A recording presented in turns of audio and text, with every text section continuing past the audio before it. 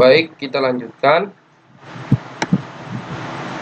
Nah, ini tadi salah satu prinsip kerja elektroskop, dimana ketika ini masih rata kan.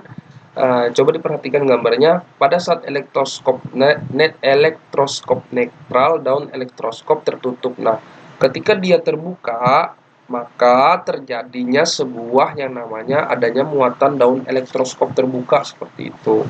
Kemudian muatan listrik pada elektroskop dan induksi ketika netral dia akan tertutup, kemudian ketika positif dia akan terbuka seperti itu. Nah, jadi terbuka, ada jaraknya seperti itu dari posisi awalnya. Jadi di dalam elektroskop itu terjadi yang namanya muatan listrik seperti itu. Nah, di sini di mana kepala elektroskop didekati benda bermuatan positif, kemudian elektron dari daun bergerak menuju kepala elektroskop dan daun elektroskop membuka seperti itu.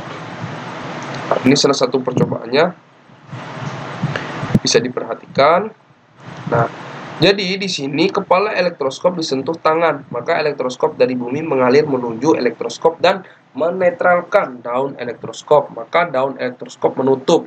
Nah, ketika disentuh oleh tangan, daun ini akan menutup kembali karena dia akan menetralkan seperti itu. Nah, kemudian elektroskop menjadi bermuatan negatif karena menerima elektron dari bumi seperti itu. Jadi jenis muatan benda terinduksi berlawan dengan jenis muatan benda yang menginduksikan.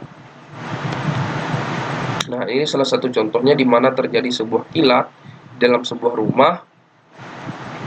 Maka bisa diperhatikan.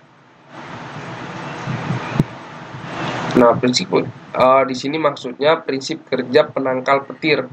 Nah, di sini kan bisa diperhatikan tadi. Nah, di sini misalkan terjadi kilat. Coba diperhatikan teman-teman semua di rumah sering menemukan misalkan di gedung-gedung besar itu ada salah satu benda yang menjurus ke atas, yang ibaratnya itu kayak bahasanya itu apa ya? Itu pokoknya dia tuh menuju ke atas seperti itu. Itu maksudnya fungsinya seperti apa sih? Fungsinya maksudnya untuk apa?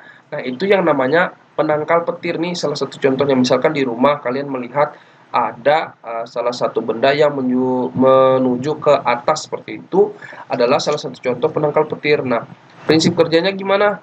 Prinsip kerjanya bisa diperhatikan. Nah, di dalam petir itu ada yang namanya kutub negatif. Nah, ketika kutub negatif bertemu kutub positif nih, maka dia akan menjadi tarik menarik seperti itu.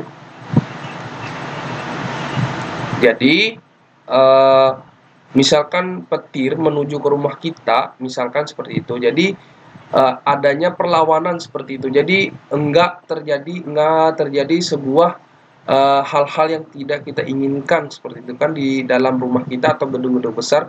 Makanya yang namanya dinamakan sebagai penangkal petir tadi seperti itu. Maksud dari fungsi dari penangkal petir itu yakni sebagai